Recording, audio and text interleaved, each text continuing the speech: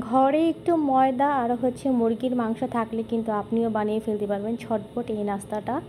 আর এই নাস্তাটা খেতে কিন্তু খুব মজা লাগে।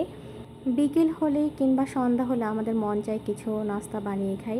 তো আপনারা এইভাবে সাধারণভাবে হচ্ছে ঝটপট নাস্তাটা বানিয়ে নিতে পারেন। প্রথমে আমি হচ্ছে ময়দাটাকে তেল আর পানি দিয়ে গুলিয়ে নিয়েছি। আর রুটি তো সবাই বানাতে পারেন। তো রুটি বানিয়ে 4 কোনা করে কেটে হচ্ছে এখানে হচ্ছে মাংসের পুর বানিয়ে নিয়েছিলাম। তো এটার ভিডিও আমি দিই নাই।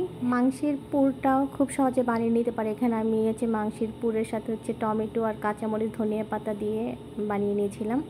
তো 4 কোনা রুটি কেটে এটাকে হচ্ছে ভিতরে পুরটাকে ভরে তারপর আরেকটা উপরে রুটির দিয়ে তারপর হচ্ছে কাঁটা চামচ দিয়ে চারোকিনিতে ডিজাইন করে দিলে কিন্তু হয়ে যাবে বিকেলের একটা ঝটপট নাস্তা।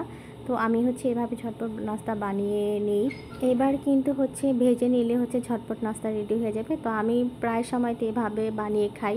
তো আপনারা একদিন বাসায় ট্রাই করবেন। আর ভালো লাগলে ভিডিওটা লাইক কমেন্ট শেয়ার করে দিবেন সবাই। আল্লাহ হাফেজ।